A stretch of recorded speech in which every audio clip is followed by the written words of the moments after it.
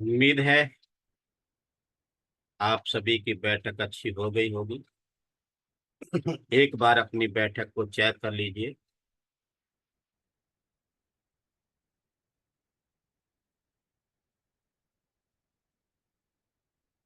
शरीर के किसी हिस्से में कहीं तनाव तो नहीं है। अपने पैरों का स्पर्श देखिए। कमर का स्पर्श देखिए। कमर सीधी है। गर्दन सीधी है।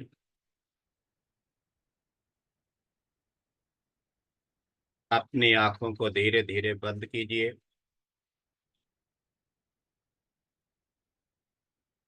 अपने मन को देखिए। हमारा मन इस समय कहाँ पर है।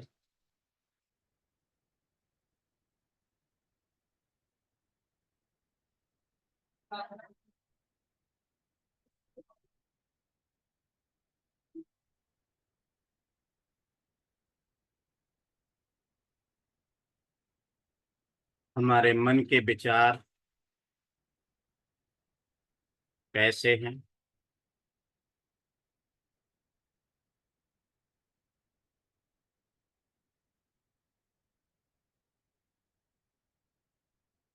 ध्यान की शुरुआत हम आनापान सती से करते हैं। आनापान सती ध्यान की आखिरी पारी का अभ्यास कीजिए। ये आनापान सती ध्यान सभी ध्यानों की जननी है। अगर हम ध्यान की गहराई में जाना चाहते हैं, बहुत ही गंभीरता से बड़े आदर श्रद्धा के प्रति हम आनापान सती ध्यान की आखिरी पारी का अभ्यास कर रहे हैं।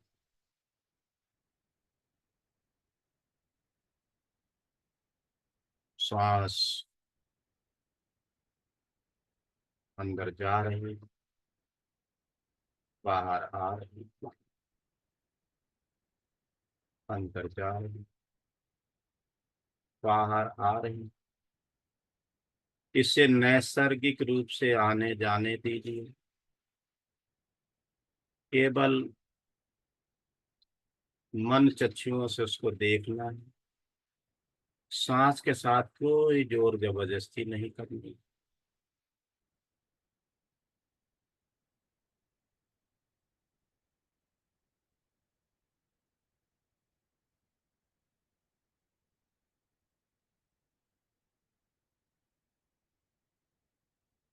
हमारा शरीर और मन एक रूप हो रहा है। मैत्री की तरंगें बरसात की नदी की तरह से हिलोरे मार रही, और ये संदेश दे रही है कि जो मुझे सुख और शांति मिल रही है। मन की एक रूपता, शरीर की एक रूपता हो रही, ऐसा ही लाभ औरों को भी मिले। औरों का जीवन सुख और समृद्धि पूर्ण हो। सभी जीव निरोगी रहें। सभी का आध्यात्मिक विकास हो। मन की गहराई से भावना कीजिए। विशुद्ध चित्त से कीजिए।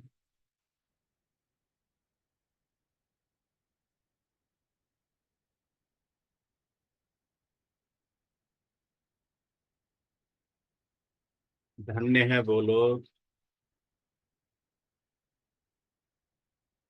जिनकी वजह से हमें ये सद्मार्ग मिला है। मैं उन सभी का पुण्यानुमोदन करता हूँ, पुण्यानुमोदन करती हूँ।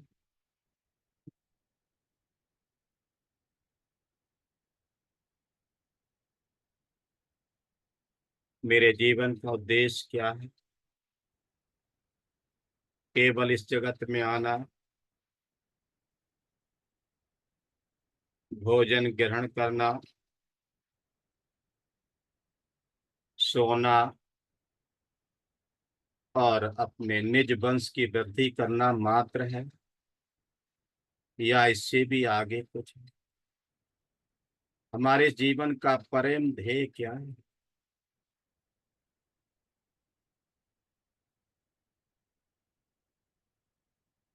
एक अच्छा व्यक्ति बनना, निब्बाण को प्राप्त करना, और इसके लिए हमें अपने शरीर से, अपनी वाणी से, अपने मन से तैयारी करनी होगी। पंच इंद्रियों पर हमें संयम रखना है। इस काया की उत्पत्ति और विनाश को देखना है। इस जीवन का अंतिम उद्देश्य क्या है, इसको देखना है।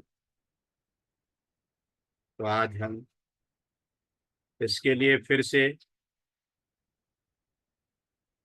काया गतानुसति करते हैं।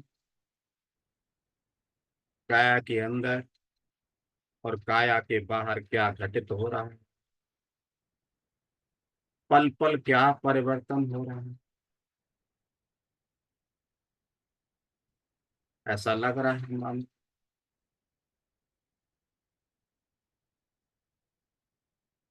कुरुक्षेत्र में उस जगह बैठे जहां स्वयं तथागत सम्यक संबुद्ध ने सती पठान की साधना भिक्षुओं को कराई है। तो लगता अभी भी हमारे सामने, और हमें संदेश दे रहे हैं।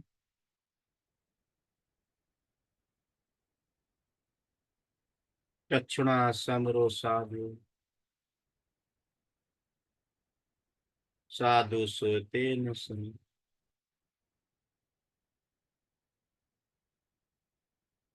आंखों पर संयम करो, ये भला है, उत्तम है। कानों पर संयम रखो, भला है। जिह्वाय समरो साधु,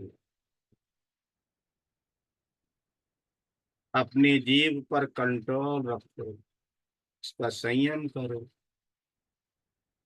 उत्तम है।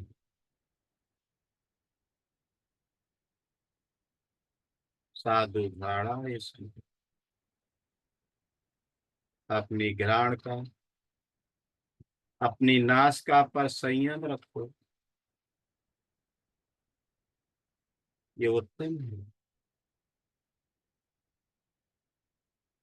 कायेन समरो साधु, अपने संयम पर कंट्रोल रखो, अपने शरीर पर संयम रखो।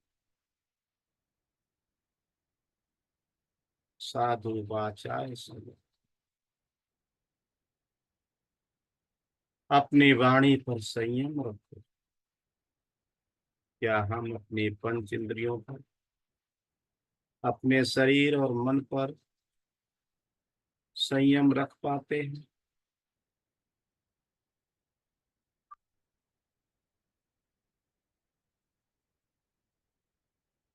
मनसा समरो साधु,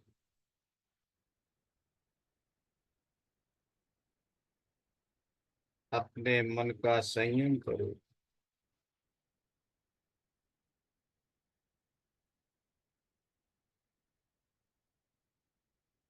इस मन पर कंट्रोल रखो, ये उत्तम है, ये भला है। क्या हम अपने मन के विचारों को हम देख रहे हैं? कैसे विचार हमारे मन में आ रहे हैं, जा रहे हैं?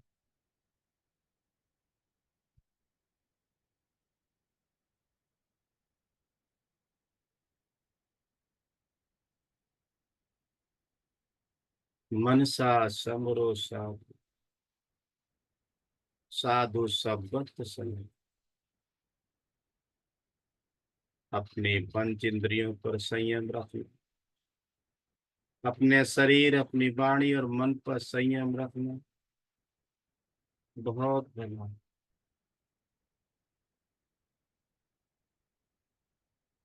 सबुत संबतो भिक्खु, सब दुखा प्रमुचते। इन सभी पर संयम रखना, साधको भिक्षुओं,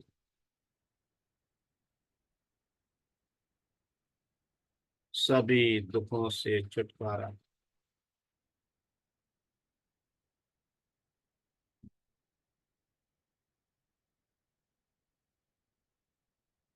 ऐसा संदेश, ऐसा लग रहा है मानो स्वयं तथागत सम्यक संबुद्ध हमें दे रहे हैं, और हम अपने शरीर को देख भी रहे हैं। हम अपने शरीर को बाहर से देख रहे हैं।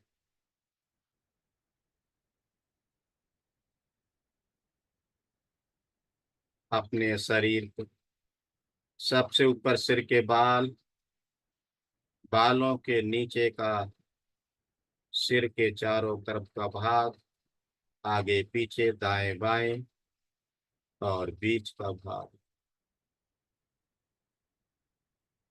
हम अपने माथे को देख रहे हैं, उसके ऊपर उपस्थित लकीरें या सलबटें देख रहे हैं, और हम ये भी देख रहे हैं चिंता या भय की लकीरें तो नहीं।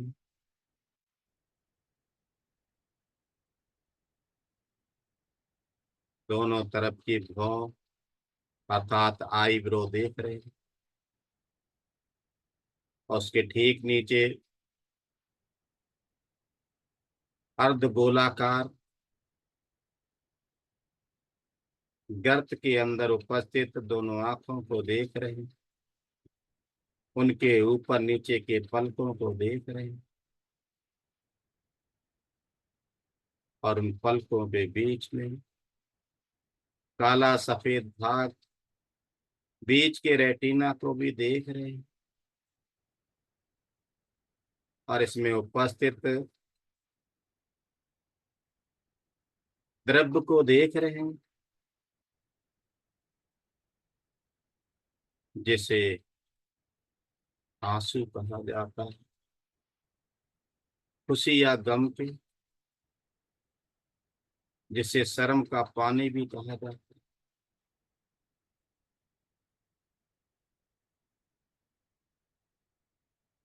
जिसे लज्जा का पानी, हया का पानी भी कहा जाता है। उन आंखों के सहारे उस गर्त को देख रहे हैं, और नीचे नासिका को देख रहे हैं, उसका अग्रभाग और पार्श्व भाग, उसका पर्वत की तरह ढलान और उठाव को देख रहे हैं, अग्रभाग पर दोनों छिद्रों को देख रहे हैं, जहां से प्राणवायु को आना और जाना जन्म से लेकर के अब तक जारी है, और ये संदेश दे रहा है कि आगे अगले पल का कोई भरोसा नहीं, सांस आएगी भी या नहीं, आ गई तो जाएगी भी या नहीं। ये जीवन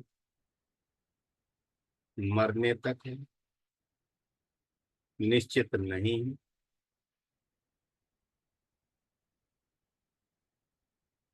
हम अपने नासिका के निचले भाग,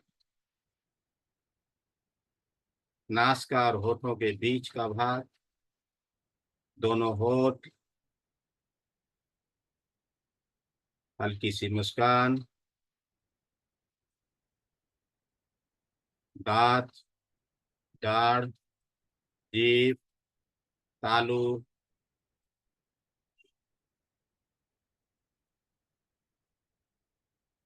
और लार, अंदर का भाग।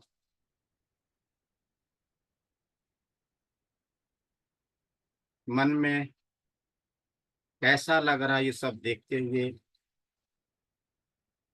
उसको भी हम देख रहे हैं। बाहर 8 थोड़ी,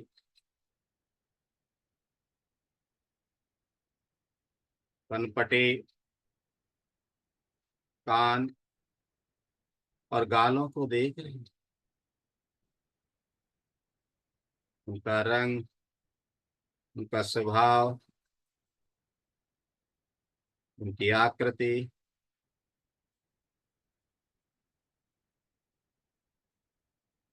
अपने गले को, गलकंठ को भी देख रहे हैं।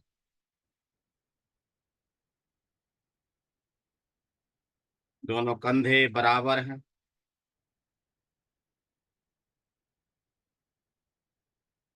भुजाओं को, कोहनी,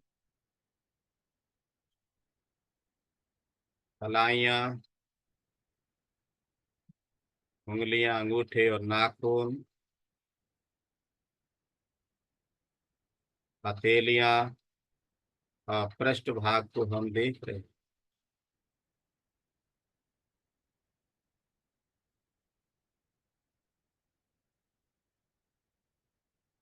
हमारा सीना,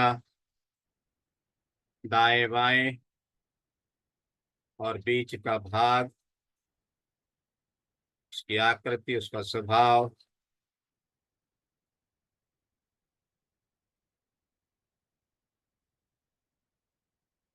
पूरा पीठ का भाग, गर्दन से लेकर कमर तक,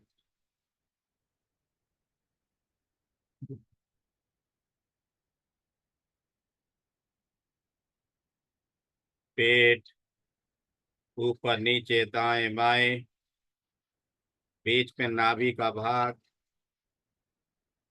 श्वास लेने पर ये पेट विकसित हो रहा है और श्वास के बाहर निकलने पर ये सिकुड़ रहा है। उसको देखिए। कमर का पूरा भाग, ऊपर नीचे दाएं बाएं, जनन अंग,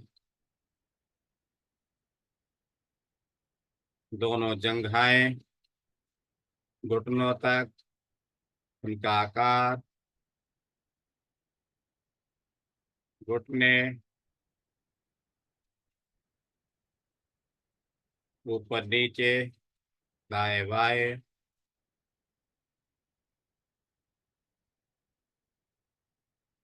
पिंडलियां, एड़ियां, टखने, पंजे, तलवे, उंगलियां, अंगूठे और नाखून, इन सभी को हम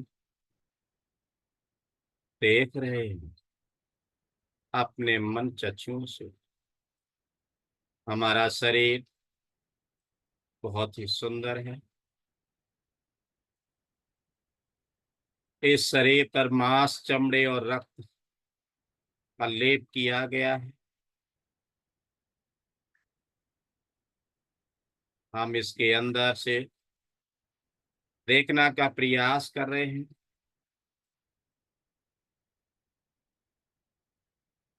पूरे शरीर में हड्डियां ही हड्डियां हैं। सबसे पहले अपने कंकाल को देख रहे हैं। हड्डियों का मात्र ढांचा है। सिर का कंकाल, चेहरे और गर्दन का कंकाल, सीने का कंकाल, कंधे, कोहनियां और हाथों का कंकाल, मेरू रज का कंकाल, कमर का कंकाल, जांघों की हड्डियां, घुटनों की हड्डियां, पिंडलियों की हड्डियां और पैरों की हड्डियां। ये कंकाल के नीचे हमारे कुछ जरूरी अंग हैं जो हमारे जीवन को गति प्रदान कर रही है। तो सबसे पहले हम शरीर में सिर की खोपड़ी के अंदर के अंगों को देख रहे हैं, जैसे मस्तिष्क कहते हैं, चार भागों में विभाजित है। हम देख रहे हैं तो हमें मात्र मांस का पुंज दिखाई देता है। उसके स्पंदन को देखिए, गति को देखिए, जिसमें 80% पानी है। अपने चेहरे के अंदर की मांसपेशियों को देख,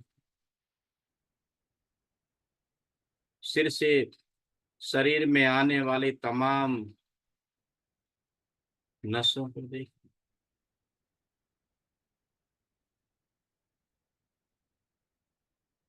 अपनी भोजन नली को देखिए, अपने हृदय को देखिए, मुट्ठी नुमा, बाईं तरफ आंख के नीचे,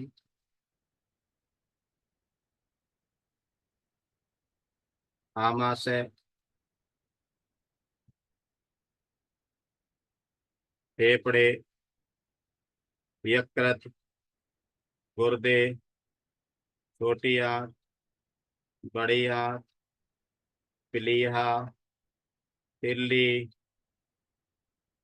अग्नाशय, पित्ताशय,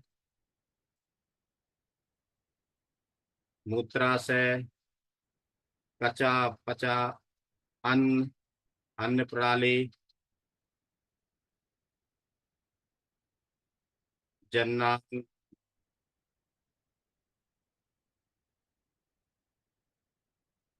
प्रोस्टेट ग्रंथि, अधिवृक्क ग्रंथि, अंतःस्रावी ग्रंथि, हाइमस और लसका ग्रंथियों को देखिए।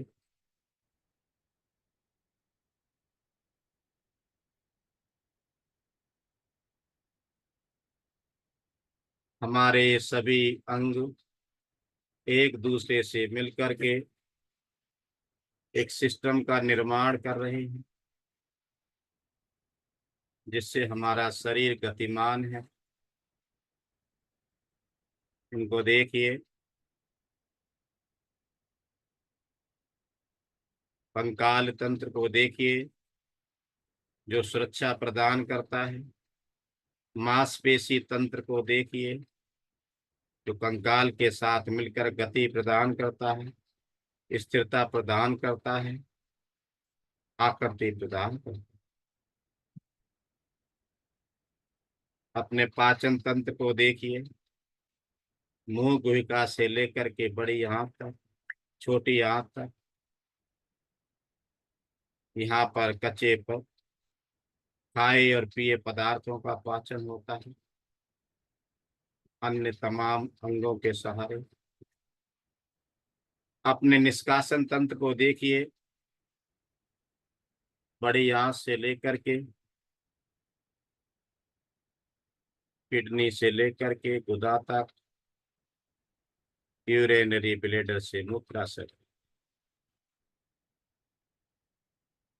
अपने श्वसन तंत्र को देखिए, श्वास हम बाहर से ले रहे हैं, बाहर छोड़ोगे। इस तंत्र को देखिए, लेने पर ऑक्सीजन, छोड़ने पर मल पदार्थ अर्थात कार्बन डाइऑक्साइड।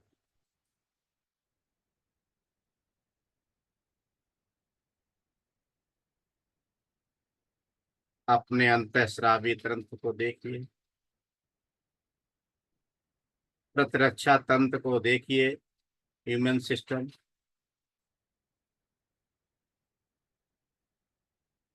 अपने प्रजनन तंत्र को देखिए,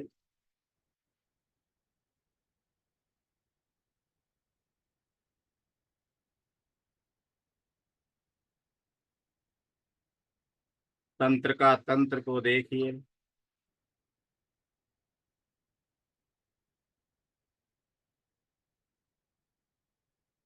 समस्त शरीर पर फैला हुआ त्वचा तंत्र को देखिए।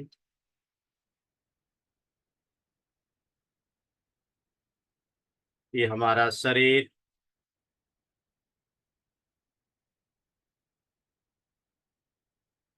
माता और पिता के सहयोग से बना है। हम धन्यवाद करते हैं अपने माता पिता जिन्होंने हमें जन्म दिया।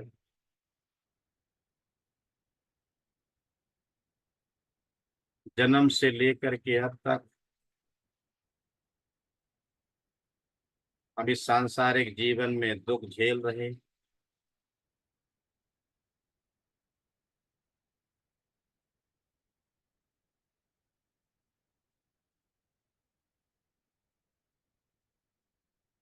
दो अतियों में हम झूल रहे और दोनों ही अतियों में दुख ही दुख मिल रहा है।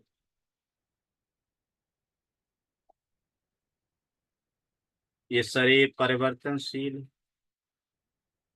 ये शरीर नश्वर है।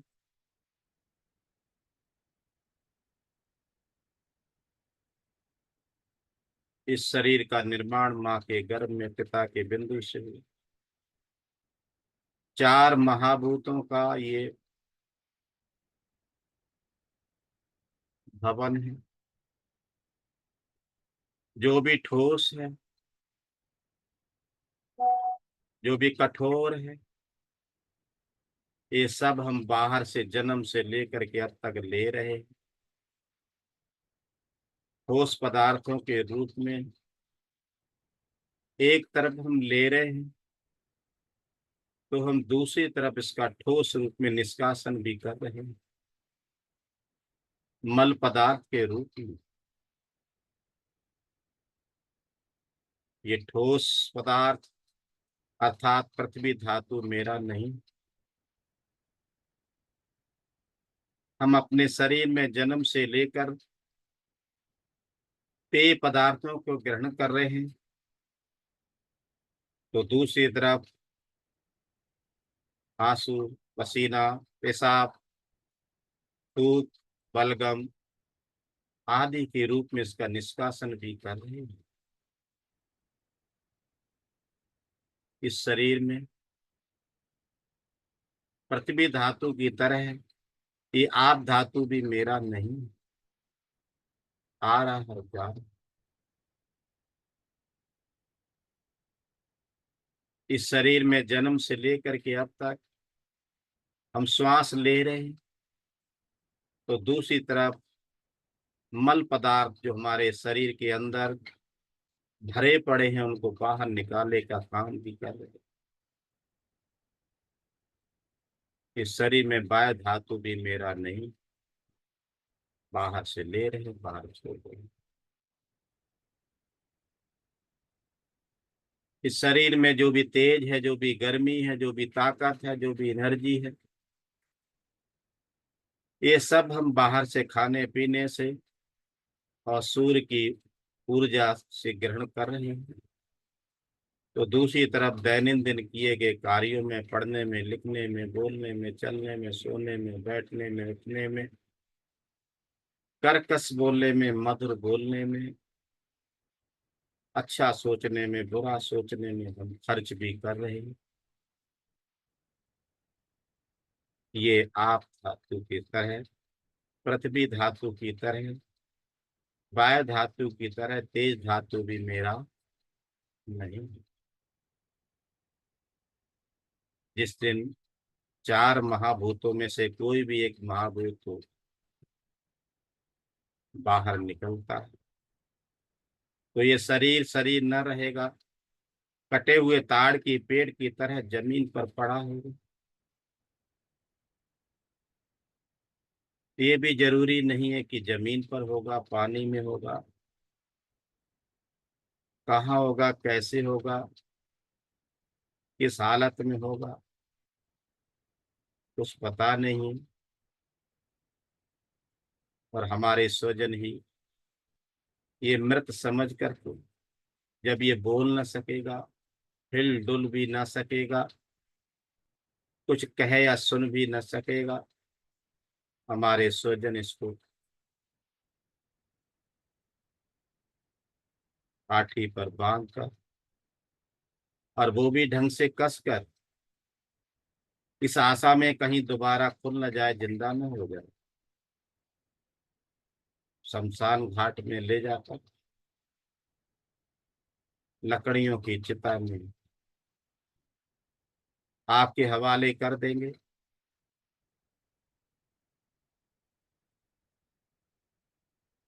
और उस जलती हुई चिता में, आग की लपटों में हमारे स्वजन ही घेरा लगा करके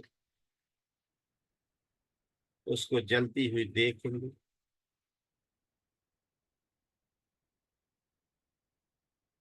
जब तक ढंग से जलती नहीं, वहां से हटने वाले भी नहीं। और ये हमारा नश्वर शरीर, क्षीण होने वाला शरीर, वो चिता की अग्नि की लपेटों में जल करके राख हो जाएगा, पृथ्वी धातु में समा जाएगा। बचा हुआ कहीं भी आप धातु उन आग की लपटों में बांस बन करके उड़ जाएगा और आप धातु में समा जाएगा। बचा खुचा वायु धातु उन आग की लपटों में वायु धातु में समा जाएगा। बचा खुचा तेज धातु भी, जिस पर हम जीवित रहने पर गर्व करते हैं, अपने से कनिष्ठ को समझते नहीं, वो भी बचा खुचा तेज धातु भी उन आग की लपटों में समा जाएगा। ये चारों महाभूत बिखर जाएंगे। पृथ्वी धातु पृथ्वी धातु में समा जाएगा, आप धातु में समा जाएगा, वायु धातु में समा जाएगा, और तेज धातु में समा जाएगा। ये शरीर नासवान है, इसका यही होने वाला है। तो जब तक ये शरीर है, इस कायानुसति के अभ्यास से हमें इस परिवर्तन के संदेश को ग्रहण करना है। और जब तक भी हमारा ये शरीर है, इस काया गतानुसति की साधना से अपनी पंच इंद्रियों पर संयम करना है, शरीर वाणी और मन पर संयम करना है, मध्यम मार्ग को समझना है और उसी पर चलना है। यही निब्बाण का मार्ग, यही निब्बाण का मार्ग है, यही निब्बाण का मार्ग। चिंतन की।